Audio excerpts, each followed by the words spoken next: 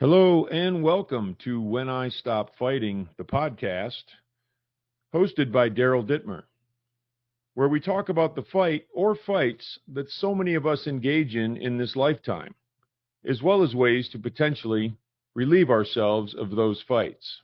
Let's get started. All right, we're rock. Oh, I love that. My profile picture. I need people to recognize me. Contemplation station. Yeah, I love it. Oh, that's great. That's great. Yeah, we don't need that anymore. We don't need that. No, we'll know who you are here shortly, and we'll definitely get to contemplation. I will say as we go, or as we start here, welcome to When I Stop Fighting, the podcast. Okay. My name is Daryl Dittmer. Today I'm joined by Byron Hoover, an educator, husband, father, and writer who I've gotten to know via social media, and I'm very glad that I have. Byron has a lot to offer this world, and I'm honored and excited to be involved in any way with that unfolding story. Byron is also a sober human. Thank you so much for joining me, Byron. So great to have you on. Daryl, it is great to be here, buddy. Thank you. Thank you. I appreciate it.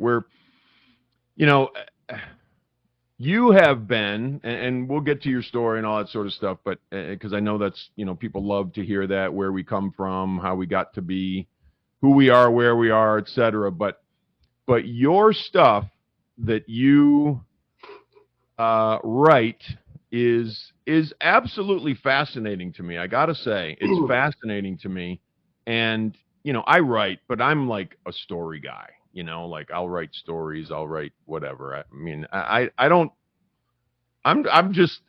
not that smart or something. No, I think you write so people can understand you. I think that's right. Seems like it's causing confusion. So, Well, that's okay, because sometimes it does for me, but sometimes it makes me want to dive in further, which I'm assuming is, you're drawing me into your contemplation lair, which is cool. I mean, sounds a little sinister, Daryl. Sounds a little sinister. Well, the intended purpose, I think, is working. So anyway, Byron, wonderful to have you. I'm excited for us to chat. I don't think I knew about this, so yes. I'm pretty happy about that. And I thought about taking off this, and I actually do wear glasses, but I'm going through that mid-40s thing where so I need my bifocals are going to be coming in soon, but nice. So I was trying to mirror you as much as possible. Well, I don't know if that's the best strategy, but anyway, it's great to have you with us to talk about everything, really. I mean, we'll see how this conversation goes, but it's going to be a doozy, I'm sure. So why don't we start with Byron's story, and where you're from, and when I say from, you know what I mean, quote unquote from, right? I mean, there's where we're from, and then there's where we're from, which I think is great. And then what sort of shaped you as you went along? What brings you to where you are now? And I think that's an interesting way for us to get this conversation started. Yeah. Before I get started, Daryl, I just want to say a personal thanks to you for getting me on here, and actually you've been so instrumental for getting me to not be anonymous. You opened me up to the first spaces. You actually asked me to host.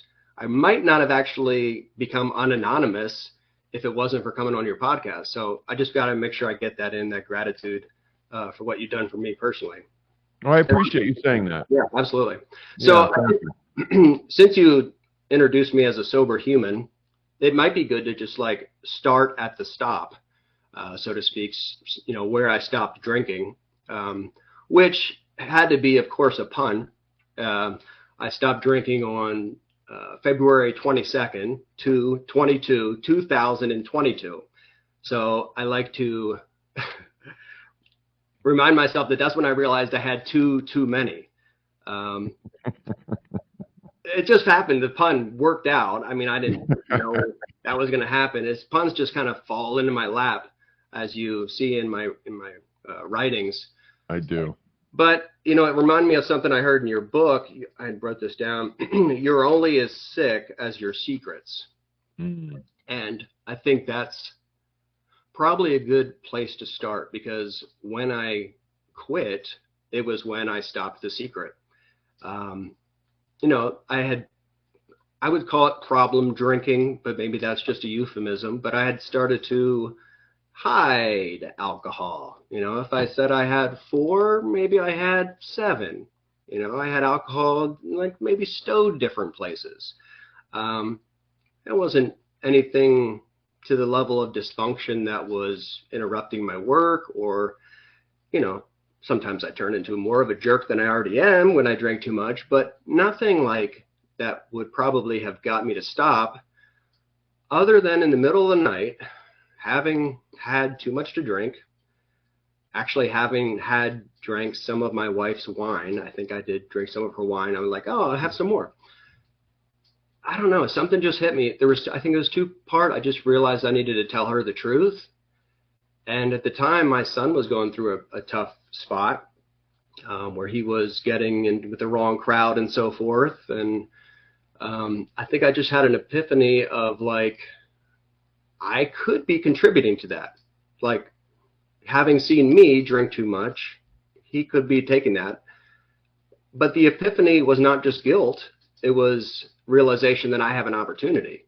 I have an opportunity that he can see me stop, and I could be a model for how to stop drinking. So typically that guilt had got me to drink more, but in seeing like that there was an opportunity to help him, I think that was part of it. So I went upstairs, and where I'm at now, and I woke my wife up, who was sleeping, and I just brought her downstairs, and I just laid it all out and told her. I mean, she knew that I was drinking too much, but she didn't know the secret of drinking. I was pretty good. But yeah, it just started with honesty, honestly. Wow. I mean, that's really cool, because I truly believe, and you know, it certain things, and as soon as you said that you're only sick as your secrets, I thought, well, you know, I've known people who have decided not to shave their heads, and people that I know, and they decide that there's another, you know, wear a hat all the time, or hide it, or this and that. And I think that's right. To me, that's hiding. You know, to me, that's hiding, and it's a simple example, but it's also something that I think can be very meaningful. And I give you a huge amount of credit. I mean, you read my story, so my story was just trouble and this and that and whatever. And I was a kid, so I didn't really get it. I didn't have a wife, I didn't have a family, didn't have a house, didn't have a damn thing.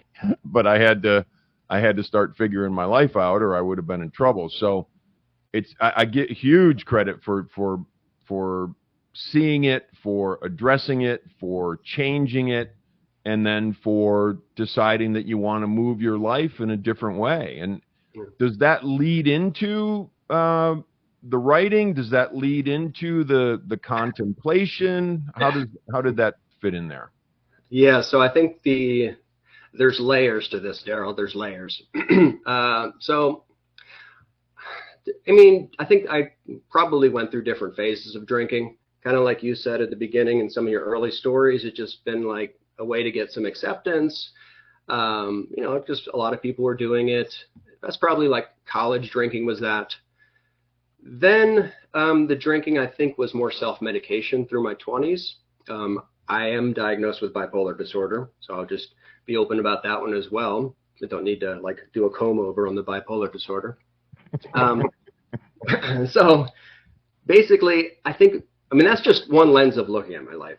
I can look at it in the psychology lens and the biological parts of the brain. And so I'm upfront about the bipolar disorder, but basically if I go up a little bit too high, I would have some drinks to try to, you know, elevate that feeling. And if I go down too low, I'd have drinks to, you know, sort of cope with that feeling. But of course, alcohol is a depressant, and knowing psychology, I know this, but I kept doing it. Kind of like, you know, I think you were talking in your book about like having an experience of getting people to stop smoking, but still smoking. You have that like cognitive dissonance. that's what I had. I mean, for a lot of my life is realizing I shouldn't be drinking to deal with bipolar, but kind of doing it anyway. So that's the psychology lens, I think, that is underneath the problem drinking. But I would probably, and I kind of told you I'd do this, I'd probably want to put it in kind of like a better, maybe a more spiritual lens, or at least a writer's lens. The writing that I do now, I've been doing it for a while. Like I first started writing when I was probably 12. I started writing a kind of like little rhymey type stuff. Interestingly enough, when my mom came home from the mental hospital, that's when I started writing that. So I saw a parallel in your story about all the work you did to kind of help your mom when she got sick. That's kind of what got me started on writing. Then different phases, I get this bursts of inspiration to write. When I was 20, I dropped out of college, actually, Wake Forest University. I dropped out because I wanted to write poetry. Now, I didn't understand at the time, but what I'm writing, I'm not exactly a poet. The problem was I tried to force myself into all the forms of like, this is, iambic pentameter, and then I thought I had to be something like a poet and make it sound like other people's stuff sounded. And then, having that expectation and thinking I should do it that way wasn't true to myself. And the way I experience it or talk about it spiritually, would say that took me down, and I didn't know how to handle that. I didn't know how to handle it when I didn't have the creativity anymore, or when the spirit lost me. So I would talk about it, if I was talking about it from a spiritual or writer's lens, I would talk about it as my depression is kind of like occurring a lot of the time because I'm trying to do it my way and not God's way. There's something internal that's telling me how I'm supposed to write. Every time I've gotten a book idea or something and my ego's taking control of it, that sets me up for it going away. It's so interesting that from a spiritual lens, that's how I would characterize it. I'm glad you brought that up, because I wanted to touch base a little bit on the spiritual idea, because I know one of the things I talk about in my book is, body, mind, heart, and soul, right? So you address those different aspects of us, and I know you see things from so many different lenses, which is really a cool way to round out, philosophies and et cetera, but as you were talking, I was thinking about my writing, and I was thinking about, what I'll just get up at 3 o'clock in the morning or 4 o'clock in the morning because, I wake up and my mind's like, you better go write. And so I come up here and I write, and it really is sort of just dumping out words. And that's the sort of spiritual, right? That's where it's flowing through me. It's not me writing. It's the stuff just kind of coming through me, which I think is really, really cool that you mention it that way. And there are other times when I'll sit down to write and I'll just be like, you suck. You can't write. It's not that. Right. You're not an author. You're terrible. You're terrible. Why did you publish a book? Why are you publishing more? So anyway, that's kind of, I deal with those, and I don't want to call them battles. They're battles if I decide to engage the fight. Fight. I knew you were saying that. Yeah. So yeah. I mean, there's so many parallels between us. Like, first of all, the getting up early. I'm from a rural part of Pennsylvania, farming background. I mean, I know you're from Michigan. Ended up working on a farm, getting up early with the cows. Now, we didn't have the animals anymore when I was at home, but my parents and my dad still was like, get up early and rake the grass, still wanted to instill that work ethic. Very similar stories between our fathers, actually. And anyway, so I've always gotten up, and that's been my time of, like, I call it contemplative writing. It's taken different forms. Sometimes it's been rather confusing. It draws from, sometimes I was into psychology, depth psychology, philosophy, various religions. So it kind of like starts to draw from all that. But to your point, I would say that your writing is something within teaching you. I think it's coming. You feel like it's coming not from yourself, and I totally think that's how it works. And I almost think that that is there maybe for some others. There's maybe some possibility of somebody else, but I think that what's been happening with me writing is it's been reshaping me. Somebody's been teaching me like from the inside. That's kind of how I view it from the spiritual lens. You know, we can take it back to the other more reductive lenses, so I think the parallel is pretty similar, except when you get up, you go upstairs to write. I wake up and I go downstairs to write. So, yeah, I think you know, there's a little story in the beginning of my book where I talk about, you know, for 18 years I sort of sat on a book that may or may not have been inside of me or whatever, and as you speak, I think about, you know, sitting down in the interim in that 18-year span. You can get a lot done in 18 years. You can get a lot done in 5 minutes, right? I mean, that's just how life works, and that's how I engage with life. I think about it in little increments where, okay, I got 2 minutes, I can do this. I got 5 minutes, I can do that. But 18 years, I sit down at a computer and I probably had about 3 paragraphs written. And what I wasn't doing is I wasn't sitting long enough, and to me this goes into meditation. It goes into that, you know, that realm where there's some silence potentially, and where things start moving. And so what I needed to do for me to write that first book was, and actually that's what wrote the second book within, you know, 3 months after writing the first book. It was that sitting until it started to flow. You're similar in that regard? oh, of course, Daryl. That's I mean, I gear a lot of my day around trying to get into when I'm in the contemplative state, we'll call it, like, I don't know if I need a whole lot of scaffolds, but when I kind of slip out of it, or maybe we want to call that getting depressed, I have scaffolds to kind of do what basically you're talking about, the getting up early.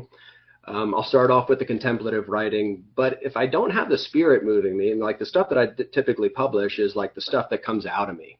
Mm-hmm. But if that's not flowing yet, my practice of contemplative writing is I'll take some previous stuff that I wrote and I'll just reorganize it. I'll start categorizing it. It's almost like the stuff I write is a trail of crumbs that takes me back to the psychological state where I was. And then I'll start organizing it and reorganizing it. And next thing you know, like, it captures me. And it's something completely new. I'm back into it. So I almost see my old writing. And this is the problem I had.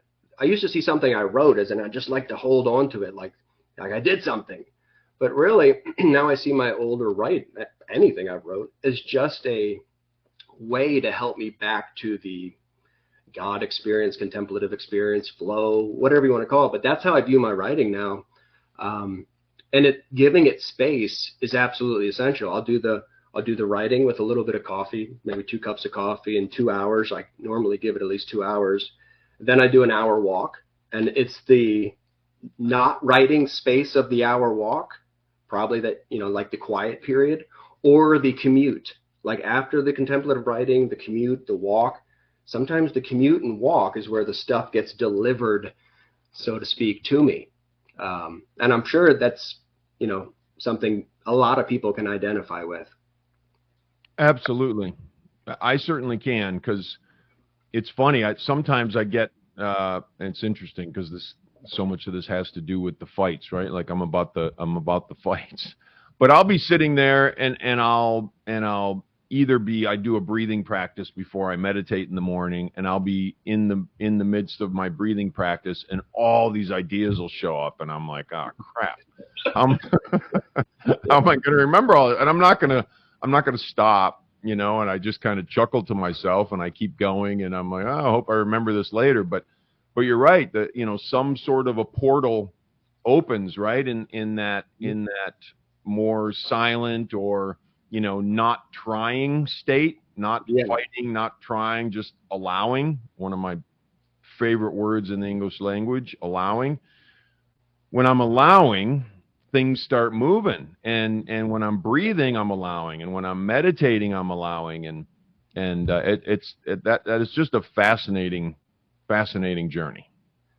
I couldn't agree with you more, Daryl. I love how you put it in the context of a fight, and as I know, the fights change over time, and I think the last 2 years, once I kind of took care of the alcohol fight, I think I was able to, like, the last 2 years have been the most steady writing. New things have opened up, like things I wrote in the past, all of a sudden they're making sense and pulling together and crystallizing in ways. It's like, once I got that fight done, I know that fight is never completely done, but then there was new fights to take on. It's like the kids like to say leveling up, right? And the boss at the end of each level, at the end of each stage, that's your ego, I think. And so it's kind of ironic and paradoxical that a win requires a loss against that final boss. So it's a weird paradox, which I love. And as you said, the path narrows, right? The middle path narrows, and the challenges, the fights become a little more subtle. I think you put that into question for me. Like, they become subtle and even paradoxical. And so you're allowing, I think, is what I would call one of those paradoxical fights.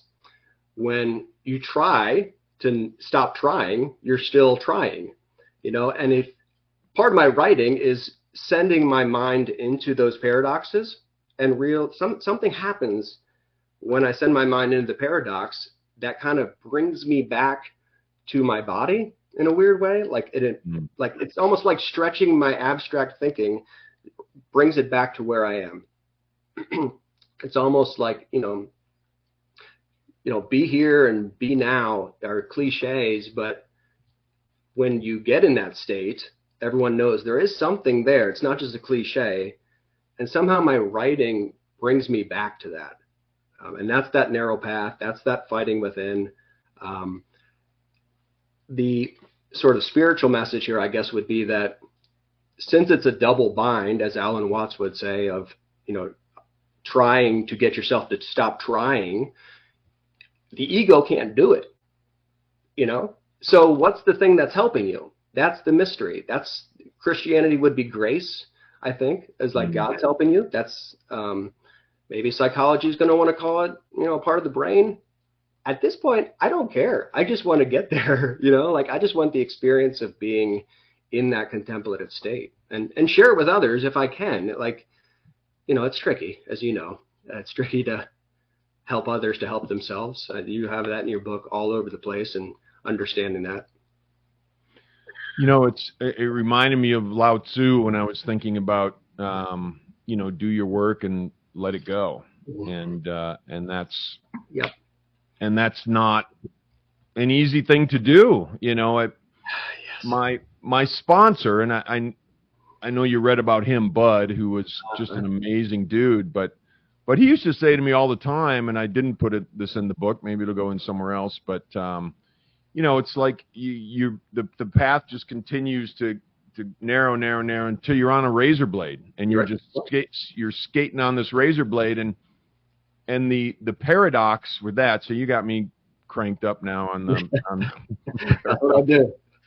But the paradox with that is that you're on this really narrow razor blade, but it's the most free you will be ever. Yes.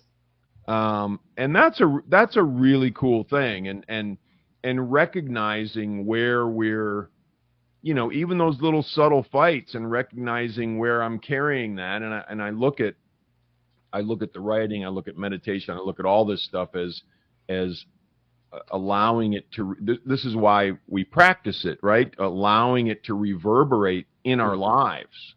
Right. Right. Absolutely. Right. So I'm seeing where I'm fighting something that has to do with my family or my dogs or my whatever. It's a fascinating journey to look at ways that we impede the flow from the same thing as the writing. You know, the flow is life. The flow is not just writing. It shows up, you know, in a very real state in the writing, but it's life. Yeah. And yeah, Daryl, absolutely. And you probably would have guessed this, that I have a pun for that that little freedom paradox. The word, and this is how things come to me, like words just all of a sudden have this deeper meaning. The word determined.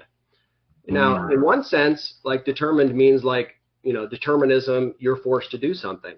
But then there's this other thing of like, you're so free, like when you're determined to do something, you feel so free in it. So that pun kind of captures the paradox for me. So that's why that thing shows up in my writing. I mean, I didn't force it there. It just kind of comes out.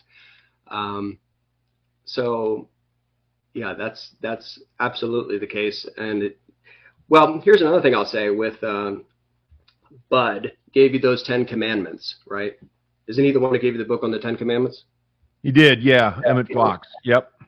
So, and then you read it all over winter break, right? And that's what I've done. I know sometimes I think it comes off online that I'm just trying to be all smart and know everything when I write and respond. And that's not actually what I'm trying to do at all. And I actually have not really read a lot of different religions as much as people might think. What I did do, and the thing that worked, was finding something and reading it over and over and over again. Like when you started having those breakthroughs with that 10 Commandment book, that reminded me a lot of like when I had breakthroughs. Mm-hmm. My first breakthrough that I had in terms of having like a little awakening was just simply just applying the first two noble truths of you know, attachments cause suffering. So I was in college and I was actually working at the store of knowledge, ironically. And I just started applying that to my life, and then all of a sudden like reality started shifting, you know, of like every time I saw myself like suffering, I'd say like, well, what's my attachment here? And I just applied it over and over.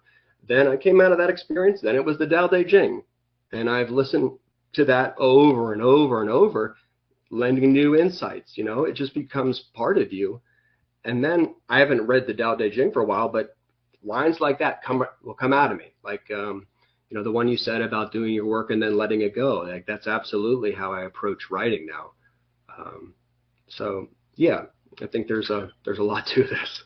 Yeah, there is. And you know, the cool thing about life that I know you enjoy and that I enjoy is that the rabbit hole goes really deep. But I will say, it's really easy for me to recognize, I think most of us, when somebody's trying to be intelligent or smart or blah, blah, blah. But I don't get that from you at all. You have a humility that I think is, yeah, like seriously, really, I've never gotten that from your writing. I appreciate that.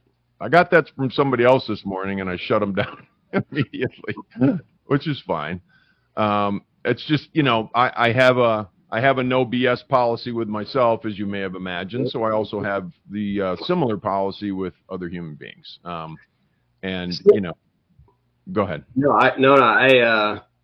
Well, since you bring up the rabbit hole, and I know like there's a lot of in your book, there's a lot of metaphors of like you know, stepping in it, and there's, you know, shooting all over myself, and then like get my shit together. Oh wait, can I be saying these words? You're fine. Okay. Oh boy. Anyway, with the rabbit hole, and this is going to come off really probably weird at first. There's a little practice that I do sometimes called the butthole. Now, not as anal as it sounds. It's just like when I find myself criticizing someone, I put a but there. Like that person's cut me off in traffic. But haven't I ever made a mistake where I cut somebody off as well? That person gets too angry too quickly. But what if I had their backstory? Like, so I just use the but, and like, that's a rabbit hole right there. So I call it the rabbit butt hole. But it's just basically like, and I you know, I have crazy ideas. It's basically just a thing I just go into, like, I don't always do it perfectly, but when I catch myself criticizing someone, I'll try to put it back on myself. And then it gets back into that paradox thing where it's like, I don't know, something with exploring that loop just makes it, all of a sudden it just ends and it's okay. And I'm back to where I am and I'm just present. And so that's kind of like the contemplative path for me. Is like it starts with some like critical thinking realm, gets into perspectives, opposing opinions, opposing paradigms, and ultimately opposing paradoxes, where I just have to like surrender to the apparent contradiction of it, and then I'm just like, boom, present.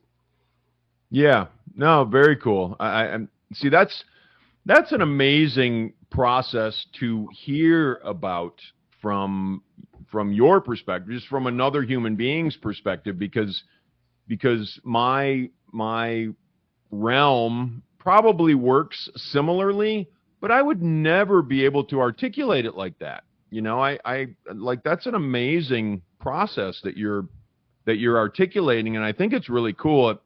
You mentioned determination before, and I just have to ping this because it kind of went off in me. But I look at that as similarly to discipline, right? Like that determination, which I suppose breeds the discipline, which allows me that expansiveness and that freedom. And you would think, oh, discipline, you're crunching yourself up into this little spot, but the discipline actually expands everything, which is another interesting paradox that's right.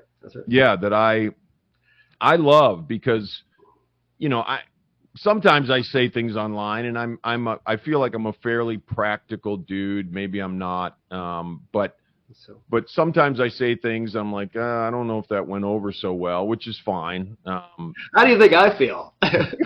That's what I was going to say, because your stuff is really like, it's serious, and well, yeah, I'm joking. I'm not all serious, right? No, not at all. When I mean serious, I don't mean serious like serious. I mean serious like, wow, serious. Like, I read your stuff, and most of the time there's something that comes to mind if I see it, and I just like, I put that down, like Lazarus, the last thing that I commented on. That's just what came into my head. I'm like, all right, I hope I'm playing the game okay, because your stuff is up here, like it's next level to me. Well, the irony is the paradox just brings me back to presence, and all the words don't mean anything anyway. That's the irony of it. That's why I think like meditation is the route to meaninglessness, whatever the experience. That's just, I guess, the more direct route. I'm just taking the long route. I'm going all the way through overthinking, paradox, and so forth, which snaps me back to it. So, but ultimately, all that, like working on a different level, it's just something for me to discard. One of my recent posts was about like, use it and lose it. We think about knowledge, we get it, we use it, and then we keep it, use it or lose it. But mine in this spiritual realm is more like use it and lose it. Like, I try to use it to discard it. So on another level, sometimes like knowing things becomes the impediment. And I think you expressed this in your book. I know you did, about like, if you had any recommendations for anybody, it would be to, or advice was that that you don't know. It was very Socratic in your book. And so you already intuitively know what I'm doing is I go, and especially if I think I know something, discard it, get rid of it, because it's an impediment at that point. So, and back to the paradox that you were talking about before about discipline, that's one that for me, it comes up. I call it, build spontaneous structures for structured spontaneity. That, like we have to put into our day these structures, or actually, structures for spontaneity will yield spontaneous structures. There we go. See what happens when I try to come back to my old stuff. It's like putting the structures in place actually ends up supporting the spontaneity. And then in the spontaneity, we yield, we come up with new structures, new ideas. But then those new structures can also hem us in, right? The new structures can become the thing to overcome. So back to the Lao Tzu, you create it, then you let it go. You create it and you let it go. It's like a constant, like shedding of material. And that's how I see kind of being in the flow. This is back to you. We damn ourselves to a degree. Like, we stop the flow. It's us. The ego stops the flow, right? So it's happened to remove that dam to let the flow come back. We're not responsible. We're not, like, the flow's coming from somewhere else, but we can remove the dam. I don't know. I went a lot of different places there, Daryl. I hope I didn't. No, but we need to learn how to do that. And one of the things that you mentioned, and which I think is incredibly important, is the repetition and the continued immersion, right? The continued immersion, yeah. I think, to me, it doesn't necessarily change us, but it lays the groundwork, and it makes the soil fertile so that as we go through life, things start pinging that may not have pinged before, and then we can go down different paths and different rabbit holes, and et cetera, et cetera. So I'm gonna move this a little bit. So I've been fortunate, and I appreciate this very much, to read some of your stuff, and I'm not gonna say anything about that other than that I've been really happy to do that, and it's it's a different realm for me. It really is. It's a very different realm for me. So when I walk into a different realm, I got to stop and look around and see what's going on, and allow things to resonate with me. Yeah. And I have to allow myself that time to allow it to resonate. Is there anything regarding your writing that you wanted to share or talk about, or? Well, I guess the way I came to what I'm doing now, I wrote most of this stuff mostly just privately. I went through waves of different creative writing and contemplative writing, and I didn't call it contemplation until recently. For a while I thought it was poetry, then I thought it was religion and philosophy. So I've just been kind of doing this mostly on my own. I've shared some things here and there, but getting onto Twitter has kind of like, X now, has just expanded that. And now I kind of see a little bit more how it can be maybe helpful. Well, definitely I'm getting experiences where my experience of like tuning in with my contemplation is helped by so many people around me, like yourself, because then I get to see other people's perspectives, and it just like it's probably something I maybe was missing for a while, but maybe it was good for me to be contemplating on my own. I don't know. I would say now, though, it's like this collaborative thing. I don't know if other people would feel like they're collaborating with me. But I tried to get the spirit going, and I really see that as the spirit. I don't see it as winning an argument. I see it as us getting into it together, being a fun process of getting our minds into a contemplative state to be where we are. And one thing I really appreciate about you and others who just kind of come back and forth, I guess I'm just, I'm amazed that some people don't want to do that more, because I see that that's where the real good stuff is in the experience of it. I couldn't imagine just putting myself stuff out there and then someone having questions about it and not wanting to get engaged. Like, that's like the opportunity to really, just embrace that moment of the dialogue. So I don't know if I'm answering your question about my writing. I guess I've gotten into this word. I use the word contemplation. Those people who saw my first stuff, I went through trickster and conductor. I even had my profile as a pile of poop for a while. I had all sorts of different things. And I just came to contemplation because I felt like it was a word that best fit what I was doing, because it can be used in, you actually do use the word contemplation in your book, by the way. It can be used in just daily thinking. I'm going to contemplate that. In Christianity, there's the Christian contemplatives who have a whole series of contemplation now that I'm learning about. There's philosophical contemplation, right? And it kind of like, and even artists sometimes go through this process. So I felt like it had some universal appeal without sacrificing depth. You know, you can approach it as started like maybe it's just like critical thinking or paying close attention, but it goes down. You know, and so it's a very malleable term. That's how I came to the term. And now I've started to research what other people actually meant about contemplation, like going back to the Christian contemplatives, and Aristotle was big on it, and moderns like Rohr and Richard Rudd and so forth. So that's kind of like where I'm at now. I'm just trying to online just be engaged, collaboratively contemplate with people, share my stuff. Maybe some of it is going to help people to help themselves. Maybe not. I don't know. But I'm certainly getting stuff. I'm certainly getting a big benefit out of it. Yeah, and I think you're providing benefit and interest, you know, to a lot of people because your stuff is completely unique and very cool. You know, I love it. I love, and I said earlier, sometimes it just blows my mind apart, and then other times I'm like, all right, I got you. You know, but this conversation will allow me to get back to the writing you sent me and have a better understanding of it, which is really, really cool. And I'm looking forward to reading it with that little different lens based on having this discussion with you. So we've got to wrap it up here.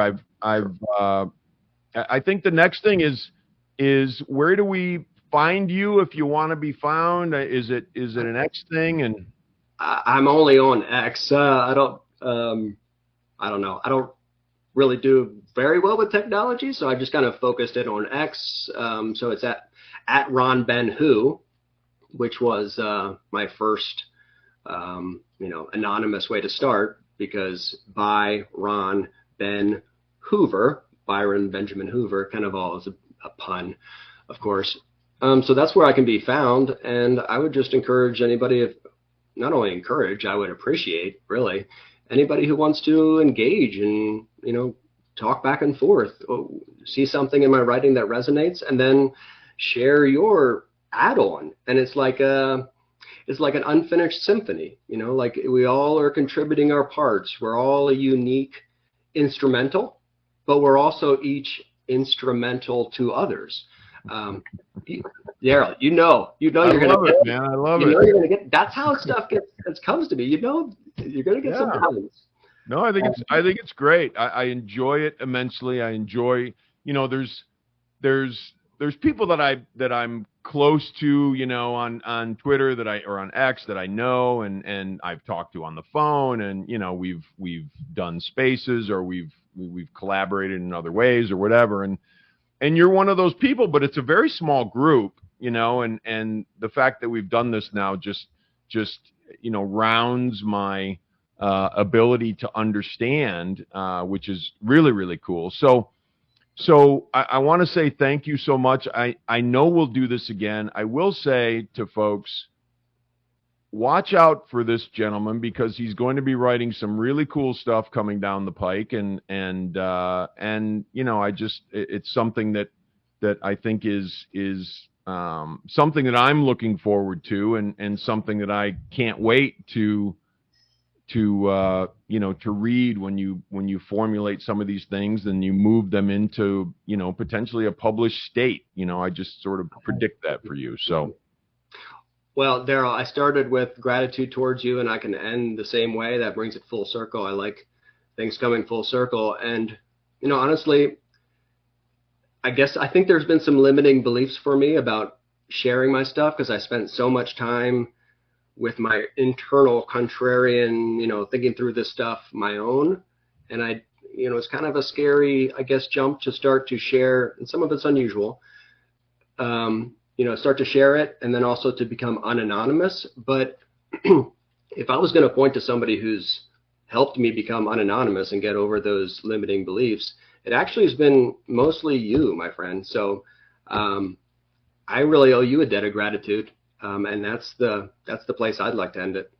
Thank you. No, I appreciate that. I really do, Byron. It's really cool to say, and honestly, I'm so touched, and the reason that I wrote my book is because I want people to get something out of it. I want people to get something out of my story, Yeah. or what's the I point of did. having my story, right? So thank you so much for saying that. We will be talking real soon, and we'll be collaborating on X, I'm sure, and having more fun. So thank you so much, and take care, Byron. You too, Daryl.